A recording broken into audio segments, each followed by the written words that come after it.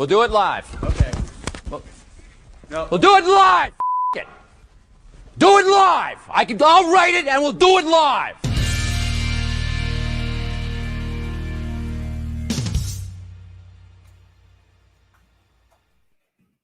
What is up?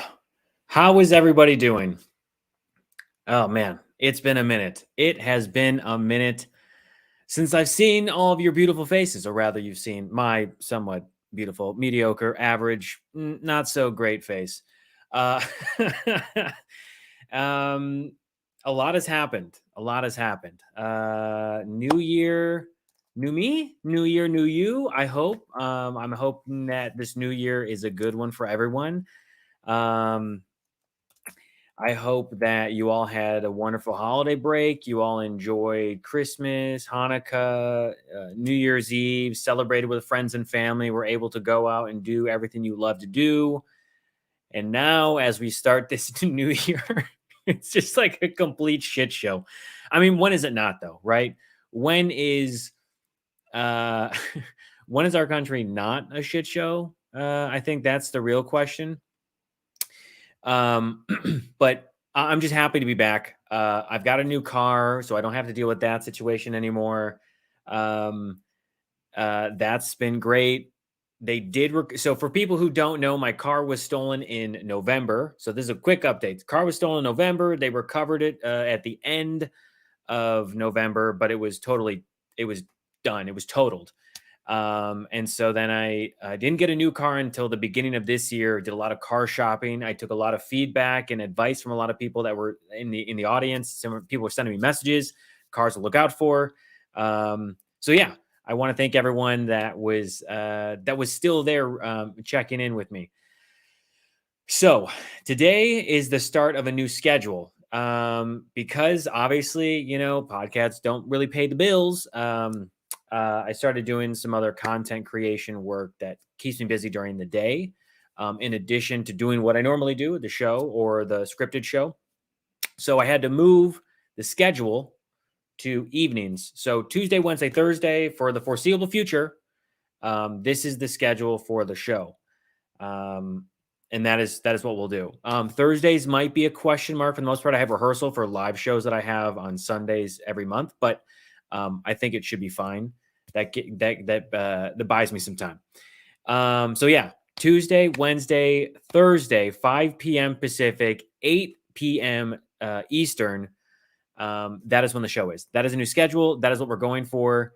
And I already see a lot of people, Jay, saying this is better for you. I know I've heard some other people say the same thing. They enjoy having, I don't want to take up your day. I don't want to take up your morning. I want you to be able to do what you need to do. You got lives. I've got a life. We all got busy schedules. So if you can make it for the show in the evening and you can catch it, awesome. I'm so excited. And I'm so excited to start this baby back up again and have you all here. So without further ado, I mean, we all know why we're here tonight, okay? This just happened to coincide with what's going on. We've got the New Hampshire primary. We've got Donald Trump, who clearly is showing more of a decline in his cognitive skills, whether it's dementia, whether it's neurosyphilis. Remember, I called it back in 2017. If it is true, I don't know. Again, like I said in my tweet from 2017, I said, I'm no doctor, but based on what I've read and what I've heard about neurosyphilis, or rather the progression of syphilis into neurosyphilis, hashtag Al Capone, Donald Trump may well have that. Anyway, okay. I got a question. What do we got? We got a question here. Dementia J Trump, exactly. As Tony says, Jessica Trump. Stargal 46, do you have your schedule written out anymore? I do. If you go to, I can update it. You know what? Because you're on Twitch, I'll update it on Twitch after the show. And then I will, but yes, if you go to YouTube, also I made it public on my Patreon, so you can see it there, but it says 5 p.m. Pacific, 8 p.m. Eastern, Tuesday, Wednesday, Thursday is when you can catch this show. So we're just same schedule in the days, but we're just moving it later in the day. We're in the evening, from the morning in the evening. So, all right. So let's pull up a tab here. We've got the New Hampshire primary results. It looks like it could early, and you know, again, I'm no expert of the numbers right now, but we'll go over them. That it seems like, at least early on, Nikki Haley, it's a toss-up for Nikki Haley. There's the potential that she could come out close to half. Right now, I think it's like 46.5%. But let's pull that up and see kind of where things stand with the outcome of the beginnings of the outcome. Right now, it's at 50. Okay, so they're already saying that he's won New Hampshire. I'll pull that up right now. One sec. Let's get this. Fucking paywalls. I hate paywalls. Hate them. Hate these paywalls, baby. Paywall. Fucking paywall. Okay. All right. So if I go back, this is what we're already reading. So it's 54.2%. They're saying that Trump has won New Hampshire, fueling drive towards the GOP nomination. Now, we knew or had a pretty good idea that Donald Trump was going to win. Now, the question was by how much. The margin is where we have to look at this. And again, this is early on right now. We've got 25,000, almost 25,500 votes for Nikki Haley, 30,000, almost 31,000 votes for Donald Trump. It's looking more, you're seeing more color. I mean, there was like 99 counties in Iowa that were for Donald Trump. And Ron DeSantis earned 1. And let's remember, Ron DeSantis never backed down. Well, turns out he backed down. And I'm currently working on a what was that recap on Ron DeSantis and how the internet absolutely dragged him from both Republicans and Democrats. The guy got dragged through the proverbial mud, and no one was was in support of him doing it. Everyone had shit to say. So yeah, right now we're looking at Trump and Haley. Again, this is closer than it was. Well, obviously closer than it was in Iowa. But as we move forward, even the people that have moved from DeSantis into Trump's land, we'll see kind of as the other counties or areas that are coming in with the polls, we'll see kind of how that shifts the spectrum here. But for right now, Maggie Haberman says, worth noting, this is a second competitive primary cycle in which Donald Trump engaged in basically none of the local customs and traditions and won by a sizable margin, although how sizable is unclear. Again, that's what I was saying before. We knew, or we had a good idea that he was going to win. It was a question of by how much. What was the margin going to be? Because even before Iowa, we had people like, well, Donald Trump himself was saying that Nikki Haley has 11%. I have 71%. He was already bragging before the Iowa caucus that he was going to win by 60%, that margin. Okay, that's a huge margin. He ended up winning by half of that, which is still the biggest in recorded history when it comes to the caucus. But when you look at how they were preparing a day after he made those claims, he said, "Oh, I've got 71, she's got 11." Then you had both of his sons. You had Eric Trump and Don Jr. both going out and saying that people are going to say that if he wins by 30, it should have been 40. If he wins by 25, it should have been 35. Like already trying to protect any sort of less than what he was bragging about, right? They were trying to future-proof or pad or put a buffer in to say, well, we're still going to win by a lot, but if we don't win by as much as my father said so, then people are going to come back and say it wasn't good enough. But you have to remember that Donald Trump was bragging that he was going to win by a 60-point margin going into the Iowa caucus. He ended up winning by a 30% or a 30-point margin when it came between the difference of him and Ron DeSantis. And Ron DeSantis went on to say, like, we're not going to back down. Literally, the slogan of his campaign was never back down. And then he did back down. It's another example of Republicans not being able to think of good messaging and good marketing, because in the end of the day, like, someone is going to have to back down, right? Someone is going to have to quit. Someone is going to have to give up. So just a point of, I guess, a tip really for anyone out there. if you have a campaign or you have some sort of slogan for something, just don't do the thing that's the opposite of what you'll end up doing, right? If you say never back down or don't quit or don't give up, like someone's going to have to do one of those things in the end. And hopefully it's not your campaign or your program or whatever, or never, yes, good point. Never surrender, right? Never surrender was the slogan or the tagline that came from Donald Trump, even though he did literally have to surrender himself every time he went through an arraignment and every time he got a mugshot. And then he tried to sell those shirts. And I'm sure a bunch of people in his cult, I saw some in videos. Some were highlighted by Jordan Klepper from The Daily Show, where he's like, what's on their shirt? And he's like, it's Donald Trump. And he goes, yeah, but what does it say? He goes, never surrender. And he goes, but he literally had to surrender when he went to Georgia. And MAGA doesn't comprehend. They're not able to put those two things together, rubbing the last two brain cells. And a lot of people might say, oh, don't make fun of MAGA. Don't make fun of Republicans. Look, the people that are supporting Donald Trump, like putting down refinancing and putting down a second mortgage on their home so they can back Donald Trump financially, those people are too far gone, so far gone. You would not be able to get them back if you tried, because just the psychology of these people, right? And so I'm leaving the poll up right now as we talk. So 52.9 to 45.8 between the two. But anyway, a lot of people are like, oh, don't be mean to Republicans. Don't be mean to MAGA. I'm sorry. I'm going to be critical and I'm going to mock them. And that's what this show does, right? Both in a live format and a scripted format. We call out fascists, we call out racists, bigots, xenophobes, all these different types of people who are harmful and who are derogatory and who attack groups that are in the minority, or the marginalized groups.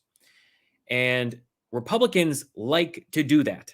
They only know how to attack. They only know how to call someone a pedophile when they are losing an argument.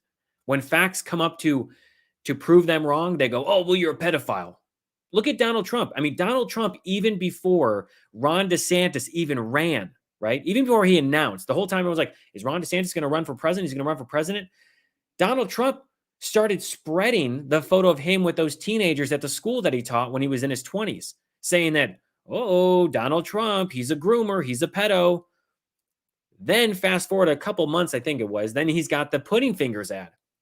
Ron DeSantis was done. So when you look at the people that are like MAGA Republicans and supporting these candidates, you have to remember that a lot of these people are so far gone, there's no way to recover, right? They believe in a reality in which the election was rigged. It wasn't. They believe that Donald Trump won. He didn't. They believe that it's a rigged election already. It's not. They believe that Donald Trump is being unfairly treated when it comes to the indictments that he's received, right? 4 or 5, including the superseding indictment. It's not unfair. That's called law and order. That's justice. We are pursuing and seeking injustice, seeking the truth to find out what happened. And the party that says law and order, back the blue, just comply. These are the people that blind, deaf, mute will continue to support Donald Trump in his effort to try to overthrow the government, to try to install himself as a dictator. We've seen him talk about it. We've seen him go on stage and say, I'll just be dictator for a day. When have you ever heard somebody say, I'm just going to be a dictator for a day, right? No one, because as soon as that person becomes a dictator for a day, that's it. They're a dictator. You don't just say, oh, well, this was fun. Okay. I wanted to take over like a tyrant. I wanted to take over, become a dictator. And then after a day, I just needed 24 hours. Just need to get my fix, guys. No one has ever said that. Anyone like Donald Trump, using the language he has used, repeating, regurgitating Hitler's words, the vermin, these people are infecting, they're dirtying up our society. These are things that Donald Trump is using as a way to say Republicans are clean and Democrats are dirty. Democrats can't be trusted. Demon rats. You've got Donald Trump making wild claims that Democrats could vote in the New Hampshire primary when they can't. If you're a registered independent or you're non-registered to vote, you could up until October 6th. But the idea that Donald Trump is complaining about people switching their party affiliation from Democrat to Republican or independent to Republican or what have you is an indicator of Donald Trump's fear. Because you have to understand that he wouldn't be putting out these ideas. It's just like in the summer of 2020, before the election, Donald Trump was asked the question of like, will you peacefully transfer power like we have done in every previous election from one president to the next? Will you hand over transfer of peaceful transfer of power? And he goes, no, I won't. And then he started dropping these conspiracies that mail-in ballots were unfair and illegal, even though Republicans are highly dependent on that because of their key demographic, which are older people who can't make it out to the polls, who can't drive anywhere, who can't get around. A method of voting that Republicans leaned into and told their voters to do years ago. But then all of a sudden now it's fraud, it's illegal, it's rigging, it's cheating the election. So you see what's happening right now is the same thing that happened in the summer of 2020. Donald Trump is already saying, I wasn't going to transfer peacefully. I don't trust mail-in ballots. The election's rigged, and people are going to be doing. And he started spreading these conspiracies of like the drop boxes. People are going to be doing that. That's why he said, oh, you patriots out there need to protect the drop boxes. That's what we have. That's what we saw in Arizona. These people who are showing up, these militiamen showing up with assault rifles, camo gear, and basically stalking voters or potential voters, but also scaring them to a point where they didn't want to do it, right? They didn't want to vote. They didn't want to show up because they were afraid that people were going to get harassed. They were afraid that they were going to get intimidated. I mean, that's key voter intimidation right there. As a private citizen, I'm going to protect it. No, we have rules and laws for that very thing. So all of these people who vote for Donald Trump, believe that Donald Trump was cheated or that he's being illegally persecuted. It's a witch hunt. Those people will never change their way. And I can tell you right now, the psychology between or from these people, I mean, look at this. You got 52.5. I'm just updating right now. We got 35,666. That's the mark of the beast for Donald Trump, and 31,639 for Nikki Haley. It's pretty close, right? And this is not a margin. Oh, we just got an update. 36,600. Oh, actually, it updated. 36,655, 32,604. Again, we're around this like 52.5, 46.5 kind of margin that we're playing with the two of them. And again, the thing that we have to remember here is not that Donald Trump won, because we knew that the GOP wasn't going to back down or wasn't going to stand up to him. They all backed down and cowardly accepted Donald Trump as the nominee. But what you see here is this margin is, at least for right now, this margin at the moment is not as big as Donald Trump said it was going to be. Right now, it's less than 6%, right? We're looking at 5.8% difference. And again, this is just the beginning. But what's happening here is she's overperforming than what people expected. And Donald Trump is so afraid that Nikki Haley was going to do this exact thing, or possibly get even closer, where it becomes almost a 49-50 kind of, they're within a percentage point of each other. And again, it is too early to tell. I don't know how it's going to play out in terms of what the difference is going to be, but we can safely assume Donald Trump is going to win this one. So it's his constant. We got 24% of the votes in and 77% of the delegates allocated. So we've already got 17 here, and there's a remaining 5 to go, right? And so it's all going to come down to where do those remaining 5 go? Are they going to split, 3-2, 4-1, 5-0, like 6, what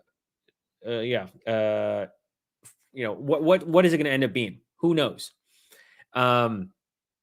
But this is what we're looking at the moment, which is the margin is what matters here. And she's overperforming, or rather outperforming what people believed that she was going to do, especially Donald Trump, because that's the only reason that he attacks her. He shifted focus from Ron DeSantis, because he was like, oh, Ron DeSantis is done. He's dead. He actually said in a video, retired. He's done. Yes, the polls did close. So the polls have closed and now they're tabulating the votes. But when you look at Donald Trump attacking Nikki Haley, right? And I said this, I just released a scripted episode of, what was that? Where you look at his just obsession over Nikki Haley.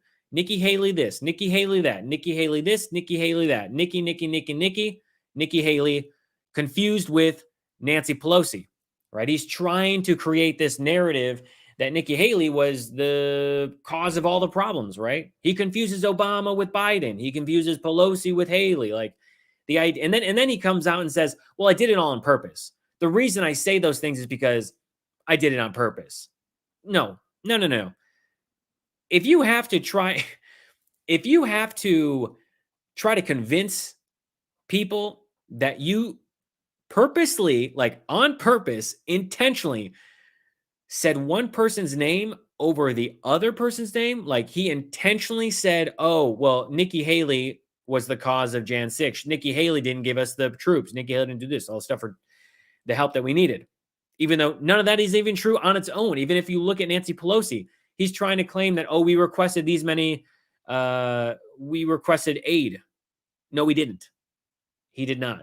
Donald Trump had intel and didn't act on it, okay? Because he knew that if he did act on it, there was the potential that he wouldn't get the outcome he wanted. Now, he didn't, at the end of the day, get the outcome he wanted, but he was close, right? The actions, the physical, the destruction, the harm, the injuries that were caused because of Donald Trump, he got somewhat there. He didn't get all the way there, but he got somewhat there. And if he had actually acted on the intel that he had, then we would say that, you know, that he wouldn't be able to put in a claim that it was rigged, right? He wouldn't be able to say like, oh, well, you know, these people were there to fight the good fight on my behalf, right? They were there to march to the Capitol. They were there to storm in and say, hey, elected officials, we will not accept this outcome, even though that's what it is. And state representatives and those officials have the ability to reject and send it back and whatnot. But you can't just do it because you lost. You can't just do it because your butt hurt about it. And that's what Donald Trump did, right? And that's what he moved people to do. But when you have Donald Trump worried and repeatedly using Nikki Haley's name and attacking her and using a derogatory way of her name, it's the same reason when he calls Letitia James, you know, peekaboo, right? Like he's doing the dog whistle in order to get his base agitated, to get them to attack. Dude, the guy cannot help himself but try to dox judges, jury members, the prosecution, like any chance he can, he's going to have his base attack whoever the enemy is. And Nikki Haley right now is that enemy. She is the one that he is afraid of because she is performing. Again, you know, we got a few more thousand votes in, 38,755, 34,444. This is, again, it's sitting around the same margin that we've seen so far. As the other counties come in, it might shift, probably will, but right now she's actually holding to her own pretty well. I mean, when you compare, also then, you know, there's the talk of like, oh, compare Haley to Biden. Well, Haley has gone back on everything that she ever did, right? When it comes to Medicaid, Social Security, she has flip-flopped on that stuff. She is not the savior that a lot of people, or rather, she's not the savior that she's trying to make herself look like, come out to be, right? She is a Republican. She worked with President Trump, former President Trump, and she is someone who follows those same MAGA ideals. She wants to take away rights. She wants to strip certain things from people. She wants to put us in a regressed state than where we are right now. That's just how the Republicans are. There's no other way. Because you have to remember, you might have people that support Nikki Haley, but they also support those conservative Republican ideals. And their party is now it's just branded as MAGA. It is MAGA. These MAGA Republicans. There's no other way to say it. There's no longer the, Ronald Reagan conservative Republican. That no longer exists. Those people are in the minority. Or at least if they do exist, they're not very vocal. And then you got Donald Trump and the rest of his crew who either fall in line because they believe what he's saying and they want a fascistic leader, or they're too cowardly and they just say, okay, fine, I'll fall in line and I'll kiss the ring in hopes that I don't get primaried because this guy is going to tell his followers to then vote me out and vote whoever the MAGA replacement is. That's the Republican Party now. There's no coming back from it. There's no fixing it. There is no way to, take a mulligan and repair the damage that has been done. This party has stripped away Roe v. Wade. This party has put in a majority on the Supreme Court who is, votes in favor. That's a conservative leaning. You have people on there like Clarence Thomas, or as some of us like to call him, Clearance Thomas, who are for sale. These are people who take bribes, who take money. But they're supposed to be impartial and neutral to the law. The Republican Party, and keep in mind also, Clarence Thomas's wife, Ginny Thomas, right? She was another person who believed in the crazy conspiracies of the 2020 election. She's the person who was texting Mark Meadows to be like, hey, you heard about this conspiracy? We can't let him lose. We need to support him, and we need to get God to support God. It's like, it's just crazy. And the fact that we have someone who's sitting on such the highest court in the land. That's what we have. I mean, it's insane to think about that. That's where we stand. But there is I will take this. There's a silver lining here. When we look at, I just want to say hello to Chris. I see Chris. You've been saying Gabe. Hello, Chris. Hello. Thank you for being here. And if you haven't already, make sure to upvote, thumbs up, like it, subscribe, comment, all that stuff. So good to have you, Chris. There's a bit of a silver lining here. Okay.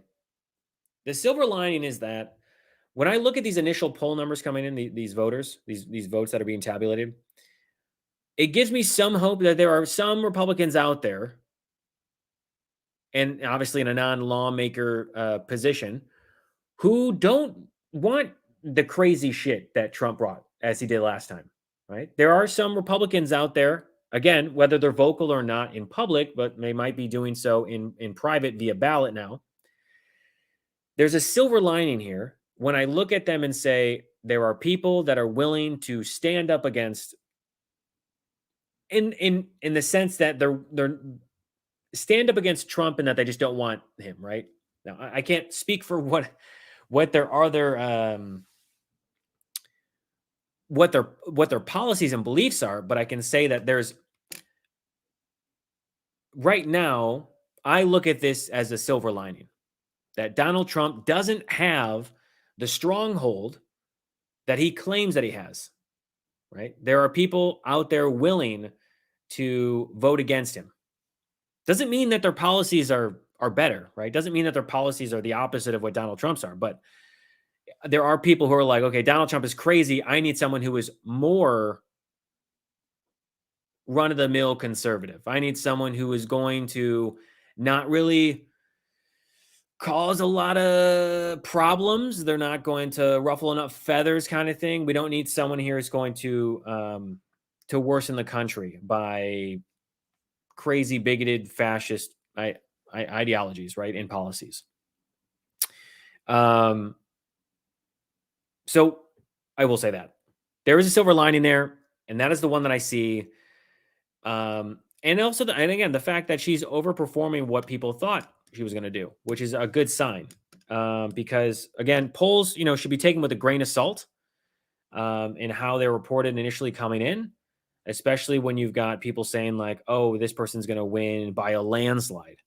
This is more or less what we saw with, I mean, this is the same type of thing that we saw with like the red wave, right? Oh, the red wave, the red wave. And it turns out it was like a sprinkle. It was like a trickle.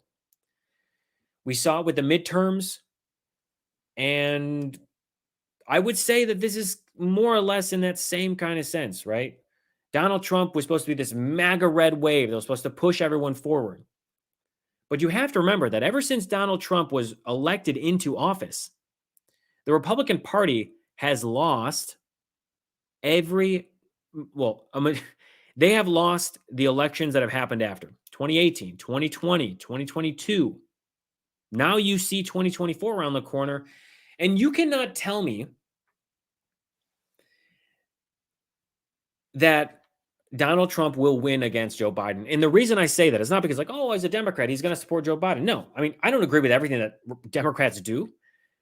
But when you look at Joe Biden, the guy inherited COVID, and there was a lack of response for treating the pandemic that hit the coast, hit the shores. Okay. A global pandemic that finally came. Donald Trump said, and you could literally, while also being racist and xenophobic to a reporter who I think was Chinese or was of Asian descent, said, well, you should know, right? Wuhan virus, the people calling it the Kung flu and shit like that. Very bigoted, racist stuff. And Donald Trump was only there to perpetuate those stereotypes and those conspiracies. And one of the things that he said was, I don't take responsibility. And the question was, do you take responsibility for not doing more? Because Donald Trump didn't want to do anything. You have to remember that the way that he treated the COVID-19 outbreak is that he was unwilling to do the bare minimum. He goes, 2 weeks go by and that's all you got to do. Which, if Donald Trump was like, hey, do your patriotic duty and follow the science and believe that if you social distance, you wear a mask, you protect your elderly, that we can help fight this. We can curb this pandemic from becoming something that leads to over 1 million people in the U.S. dying. And Donald Trump couldn't even do that. So when you look at the things that Donald Trump accomplished while he was president, he didn't do anything. The major thing that he did was he signed a jobs bill in 2017, which only helped those who are rich, the 1%, cheat their way through taxes, and us, the middle class, lower class people, pay for those cuts that they got.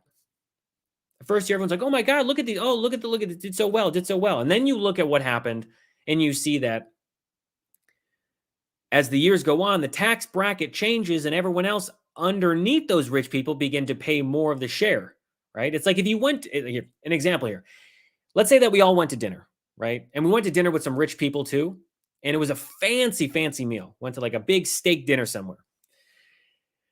And at the end of the night, even though these rich people bought more, they bought like porterhouse steak, they bought like $120 piece of meat and some other fixings and stuff like that. And then they said, hey, you know what we should do? We should split this evenly, but we're not going to split it evenly. When it comes down to, we're going to pay less and you guys pay the tip. And that's essentially what the Jobs Act did or is doing that Donald Trump passed, right? The idea that those who amass more wealth are able to find easier ways to get out of pain, right? Nanette Snowden says expensive wine. Yeah, it's just imagine going to a dinner and having people who can pay the bill and more. And here's the thing. They're the ones who invite, like, hey, come on, let's go to this place to go have dinner. And you're like, oh, great, awesome.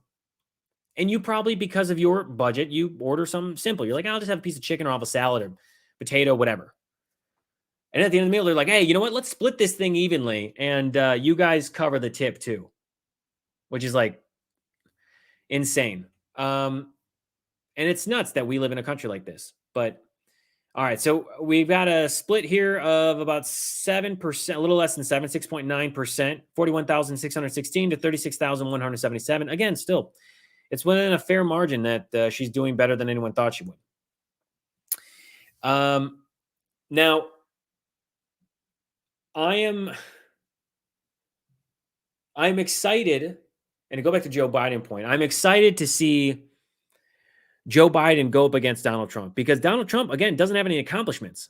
Donald Trump is merely a guy who ruined the economy, who didn't address COVID when he should have, and didn't do the things to fight back after it. And as a result, we had unemployment. We had a lack of security, financial security, when you look at the stimulus checks, right? I got 2 stimulus checks during that time, and I think it was a total of like $1,200. But you have to remember that 2020, 2021, and like that's all that people got for 2 years. That's all that people got. It was like $1,200. I mean, you get a little bit more if you had children, but you don't you don't get credit for having a great economy and great job numbers and the vaccine, when the whole time you were unwilling to follow the science, unwilling to accept the vaccine as a way to treat COVID. Even after getting COVID, right? I mean, nearly died. There was a moment where Mike Pence almost had to step in and become president because Donald Trump was so sick from COVID. Anyone else might have easily died because they didn't get the treatment that Donald Trump does, which is a whole nother thing, right? You've got Republicans trying to strip away healthcare, which is like, if we had the same benefits that our elected officials do, our presidents do, what have you, we'd be a much healthier and safer country if we actually put in regulations and put in policies to make sure that people couldn't easily purchase guns. They couldn't easily buy firearms and then go into a school or a gymnasium or a synagogue or a church or a grocery store or wherever. But that's what Republicans want. And that is the epitome of Donald Trump. And that is what Donald Trump brings to the table. Now, Nikki Haley maybe might bring some people who are a little bit more like common sense thinking, because I mean, if you look at the Iowa caucus, the exit polls indicated that the majority of people who voted for Nikki Haley accepted that the 2020 election was what it was, that Donald Trump, it wasn't rigged. They believed that he lost it. And they also looked at Jan 6 and said that Jan 6 was an insurrection. So there are people who support Nikki Haley and voting for Nikki Haley that accept reality, despite the fact that MAGA Republicans, Donald Trump's followers, don't. All right, so we see the margin is shifting a little bit here.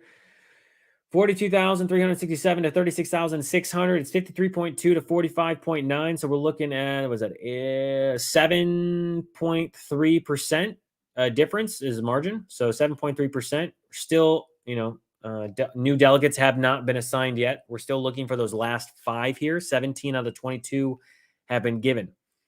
So yeah, I mean, like that's Donald Trump has come to a point where he is just saying the quiet part out loud.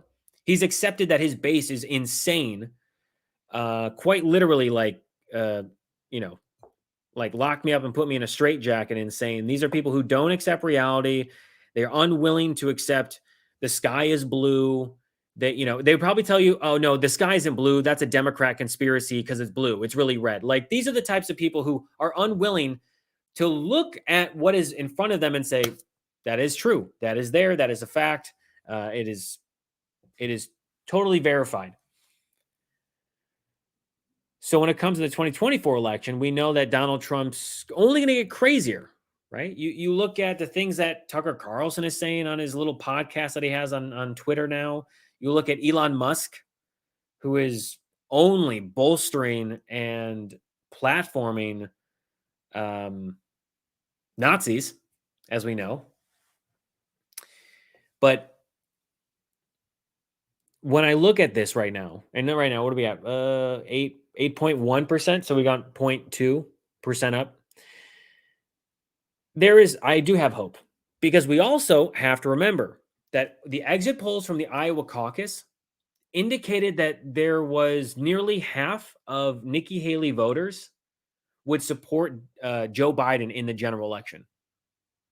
So if she doesn't win and Donald Trump wins the nomination and goes Donald Trump against Joe Biden again, nearly half, it's like 46, 47%, I believe was what the exit polling indicated out of the Iowa caucus. Nearly half of Nikki Haley voters will vote for Joe Biden. And that's even true. I mean, let me see if I can find some of these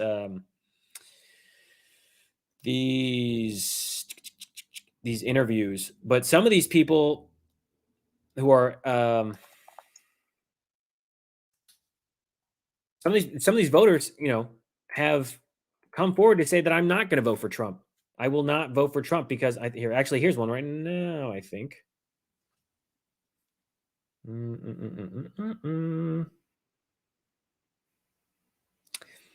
Yeah. So here's one, for example.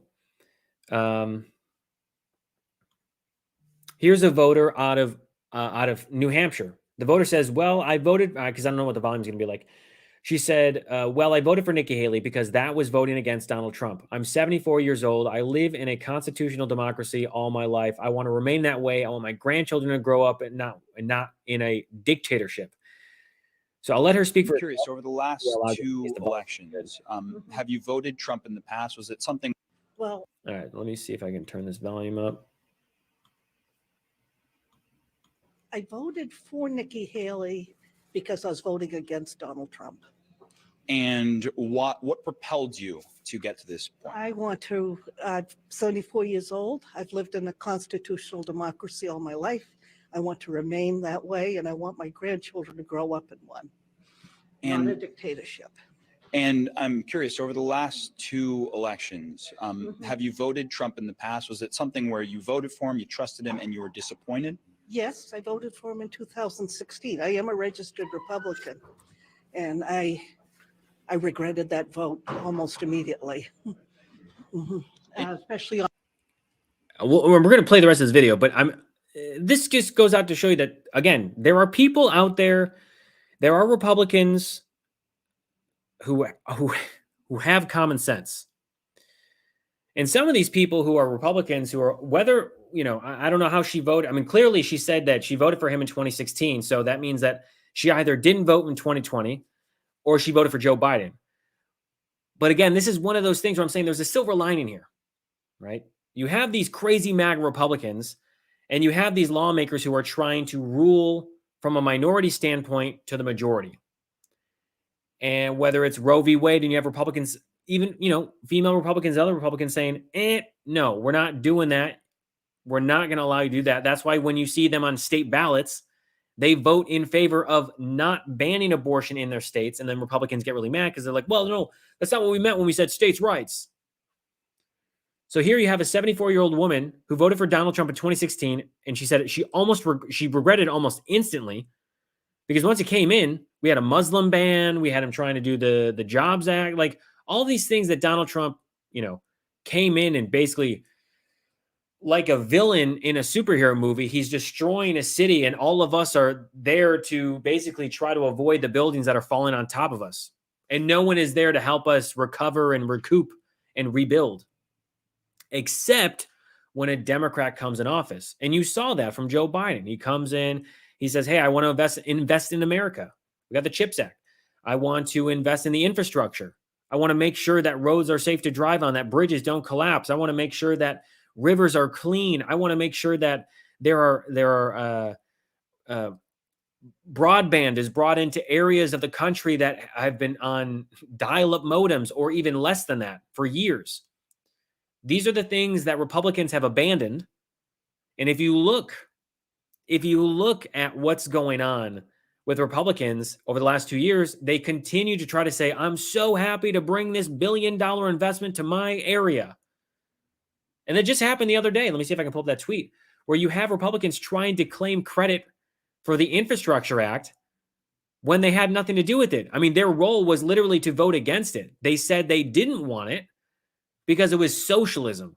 It was the woke left agenda. It was a bunch of libturds taking over the country. If it wasn't for us libturds voting in Joe Biden And having the slim majority that we had in the Senate, and also a slim majority that Republicans had in the House, which is like down to 3 people now because they've either been expelled or they've resigned. It's not a good, it's just not smart, right? Republicans bet against America every chance they get. Gun violence, don't do anything about it. When it comes to healthcare, strip it away. When it comes to the Department of Education, strip it away. Everything that was put in place, these programs, social programs, when we're investing in us as Americans, you look at the stock market. We just hit another all-time high, 38,000 points in the stock market. You look at the job numbers. You look at inflation. Look at unemployment. Record numbers are coming in. And these are numbers that Donald Trump would brag about during his candidate or his presidency and say, oh, we've never seen a number like that. Number never been so high before. I did it. And then you look at the numbers that Joe Biden has had under an economy that he inherited that was underwater, had COVID, fear of a recession, inflation was going up, gas prices were up, grocery prices are up. These are all things that have come down and continue to come down, right? $6, $7 for gas. Now people are like, hey, I just got gas for $2.15. I just paid for groceries and I didn't cost my whole paycheck. These are, look at the stock market. Like anyone who's got a 401k, Roth IRA, traditional IRA, retirement plan, mutual funds, whatever it might be, go to your portfolio right now. Go look at your portfolio and look at the performance that has had just even this year. We're 23 days in. Look at the performance that your portfolios have, if you have one, right? Whether, again, retirement plans, mutual funds, Roth IRA, whatever it might be. Look at those and see, oh my God, what is the percentage increase? These are the things that Republicans would love to take credit for, but they can't. It's the same reason that they cannot have Joe Biden have a win at all. Because if they do, then what you see is it's going against MAGA. It's going against Trump. And they don't want to have that. They cannot give Democrats any more wins. But when you look at the things that have happened over this last year, the programs that have been put in place, the bills that have been passed over the last 2 years, really, you look at what Joe Biden has accomplished with not having a majority in the House, with having a very slim majority in the Senate. You have a guy who has invested in America, who has literally put America first. Republicans love to say, oh, America first, America first. When you look at the actual things that Republicans have voted against or voted for or proposed, because every day it's always trying to impeach Joe Biden, or it's trying to impeach Mayorkas, or it's trying to impeach Garland, or it's trying to impeach or Blinken, like any number of these people. These are all people that they're trying to impeach for random things because America's doing good, right? It's doing better than it was under Trump. And they can't have that because if you look, this is no apples to oranges comparison. You're saying, look, a president during the time, 4 years, 1 term, Donald Trump. 4 years, 1 term, Joe Biden. You compare and contrast between the two. This is, again, not an apples to oranges, despite the fact that Donald Trump is an orange. But it's not an apples to oranges comparison. It is apples to apples. 1 term, 4 years. Donald Trump inherited an economy that was strong from Barack Obama, which, if I have to remind you, Barack Obama inherited an economy that was in the shitter. Literally, we had a recession, a housing market crash. The stock market went down. It was a slow road to recovery. Jobs had to come back. But as he left it, he handed off Donald Trump a gift that was like, look, things are good. Things are strong. But what you have is a guy who comes in. Then, and another point, Lucius says in 2008, you had car companies dying, right? Detroit, you had Motor City. It was another investment that Barack Obama and the American people invest in. It's an industry that has been crucial to the development and growth of our country. We cannot abandon that. It is in our DNA. It is the thing that helped us move forward to where we are. So when you look at this, you have, again, there's a pattern, and you see a cycle that happens. A Republican comes in, they try to cut a bunch of stuff, regulations, they try to cut policies and laws and say this is now legal or illegal, whatever way they want to turn. Then you find that within a moment, within a flash, as soon as you cut away regulations, there's no one there to protect you anymore when things go wrong.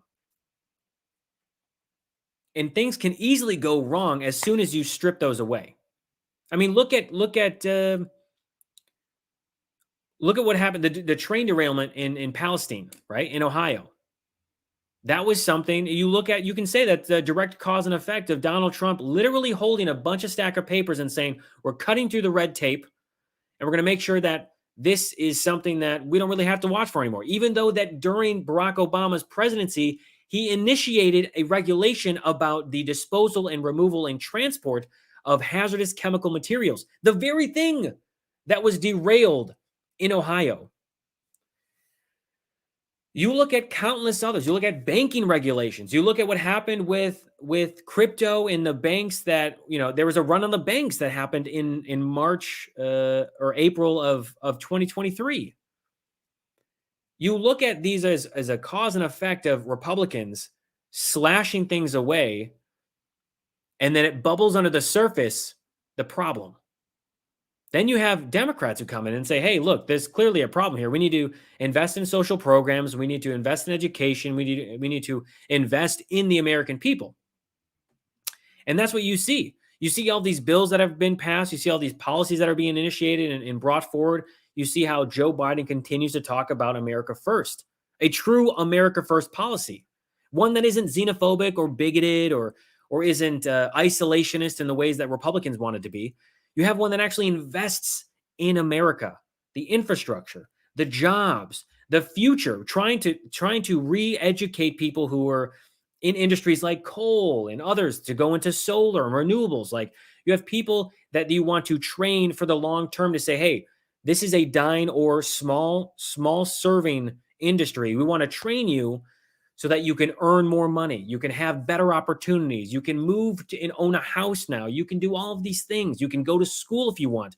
You can invest in trade school. Like, all of these things are the things that Joe Biden has moved forward. But Republicans don't want that. They don't want people to be smart. They don't want people to be educated. They don't want people to be healthy. They don't want people to be anything of the sort where they could be independent.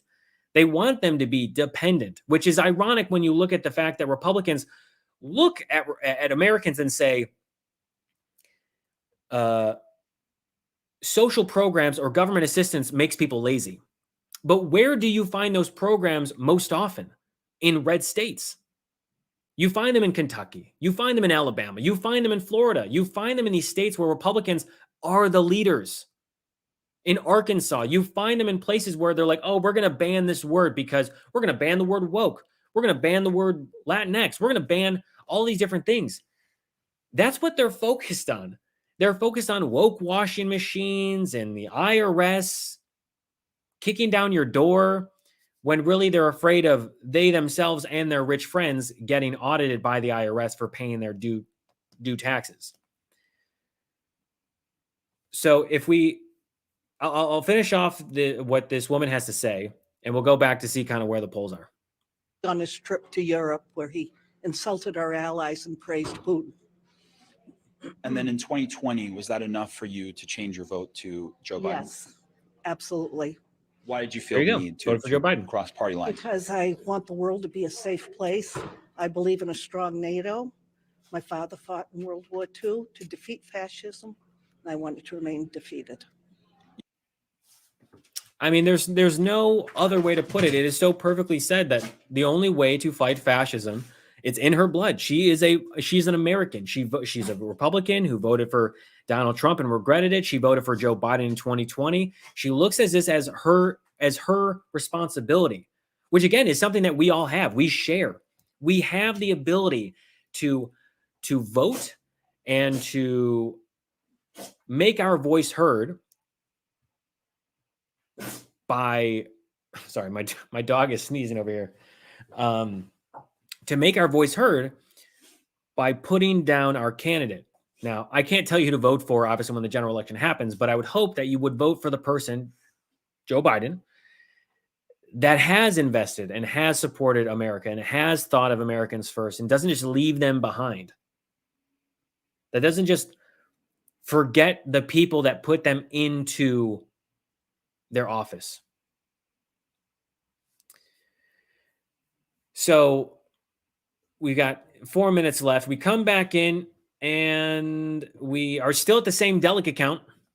Trump is still at 11 delegates, Haley at 6. You know, we've added another 10 or so thousand ballots to each of these candidates, and it's still sitting around the same place. We're still looking at, which actually is less, what do you mean, 8.4. Okay. So it's a little bit more. It's like 0.2, maybe what it was before. But the fact that, you know, unless Donald Trump does a run on all of these, like if I go in, you know, some of these places have 0% in, but unless Donald Trump does a run on all of these counties, you have to accept that the end result might be close to this. It might be pretty close. Not saying it's 50-50, but if it's like a 55-45 split, but actually there's 1% here. So if it was like a 55-44 split that was being done here, or 54-45, who knows, right? We'll see what happens, but unless something major happens, I can't think that this will really move the needle too much. Again, anything can happen. There's still a lot of gray out here that for no results. So I don't know. I don't know these counties well enough to say whether they were coming in with the polls for Haley or for Donald Trump. I mean, if I go over to, let's go over to MSNBC and let's see if there's anything over here. Let's see if we can get an update on projections. God, what a fucking idiot, man. This guy is such a moron. And obviously Republicans are gonna be like, oh, Donald Trump lives rent-free in your head. Well, I mean, it's not that he lives rent-free in my head. It's that I am concerned about the fate of our country and that our democracy is literally on the teetering point of fucking falling into fascism. So forgive me if I worry about Donald Trump actually becoming somehow the president again in 2024. It is shit-eating grin, this piece of shit. All right, so let's go over here. Can I get an update on the video from, let's go, most close. Yeah, most, okay, so poll started closed at 7, which was 4 here, 5 here after totally closed. A stake against the GOP, 22 delegates. We already know that. Haley won't drop out. Take shots at Trump's age. Good. She should not drop out. She should keep going until the very end. You do not give this guy an inch. New Hampshire is first in the nation, said the former South Carolina governor. It's not the last in the nation, though polls have her anywhere between 20 and nearly 40 percentage points below Trump in her home state. Yeah, we're going to see what's going to happen down there. That attack had an extra twist as Haley suggested that if Trump is so confident about his mental acuity, he should debate her. Very good point. Look, I don't like Nikki Haley, but I will say this. She has made a lot of salient points this whole time. As Donald Trump has confused her with Nancy Pelosi and said random things about Obama and Biden and keeps bragging about his mental acuity, and he took this exam and he aced it and he took it several times in 2018, 2020, 2021. He took it again recently, a few months ago, last week. The guy can't keep his story straight. And that's clearly a sign already that Donald Trump might not be as sharp as he used to be. And the fact that Donald Trump doesn't want to go to a debate is an indicator that, yes, he is afraid. He is afraid. He's afraid that he's going up against someone that is years younger and might catch him up. Donald Trump, I mean, I have to believe that Donald Trump won't even debate in the, like, let's say that, you got Donald Trump, who's the nominee, most likely, of the Republican Party. We just have to see how much that Nikki Haley can, like, kick him, like, knock him at the knees until he begins to kind of wobble the rest of the way to the general election. Okay. That's the hope there. The hope is that Nikki Haley sticks it out and continues just to hit him either in the kidneys or in the knees where he's like unstable, But I have to believe that if Donald Trump is unwilling to have a debate with any one of the other Republican nominees, the candidates, that he's also unwilling to debate in the actual general election against Joe Biden. I just have to believe that. There's no reason that Donald Trump would do that. Because for as much as I don't think it's mandatory. And even if it was, I think Donald Trump, it doesn't disqualify him. It just means that Americans don't get to see him caught up in a scenario that he's not comfortable with. So yeah, let's see if we've got one new update, and then we'll call it for the day.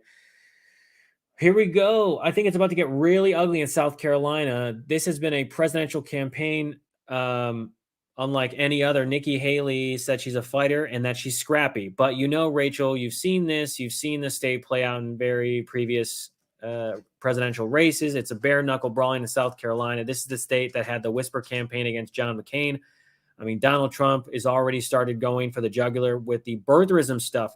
Again, if you cannot debate and defeat someone on the merits alone, in the policies and the things that you've accomplished, and all you can fall back on is ad hominem attacks, which is really what the Republican Party loves to do.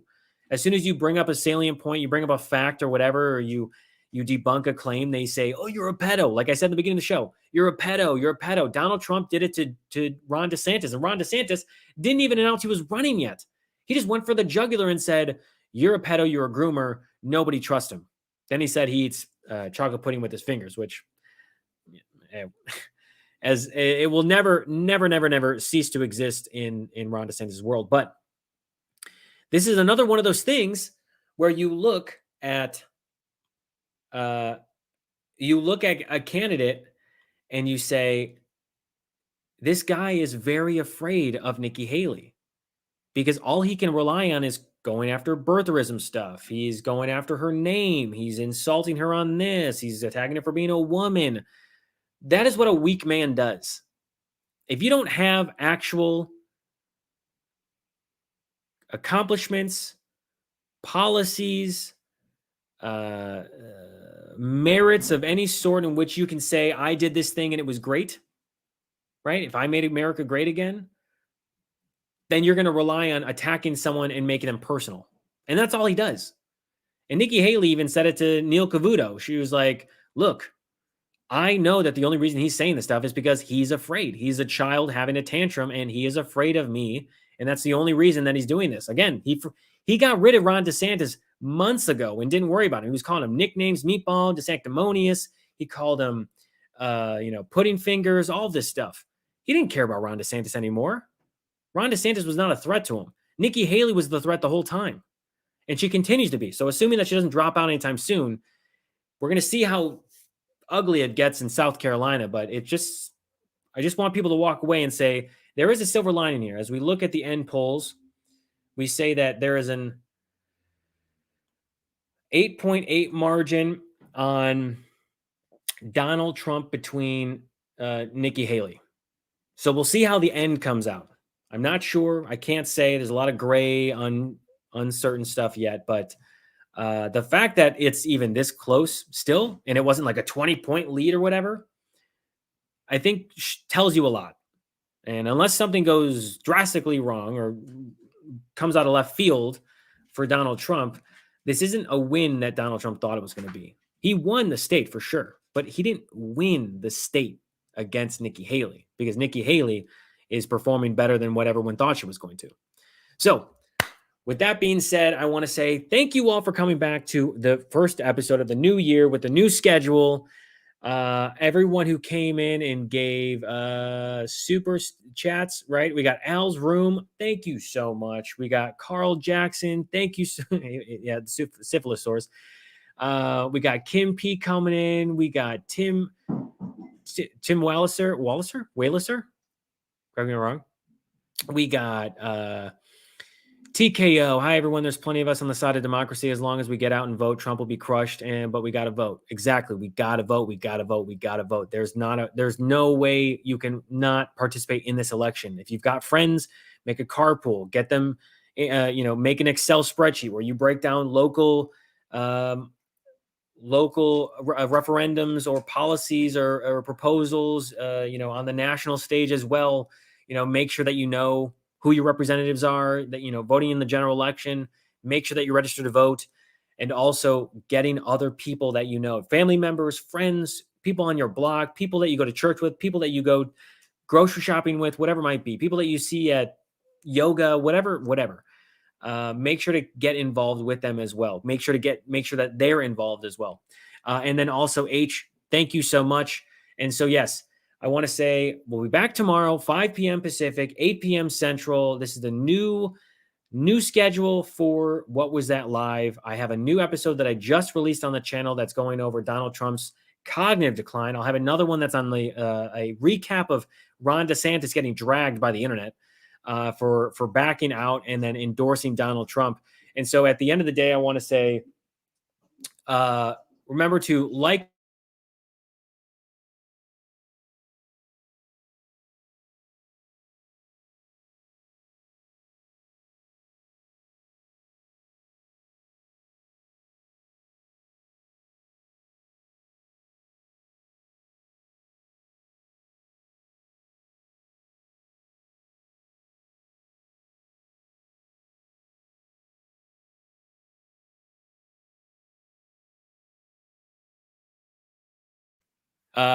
like and subscribe. Sorry about that. Thank you everyone who stuck around. Like and subscribe.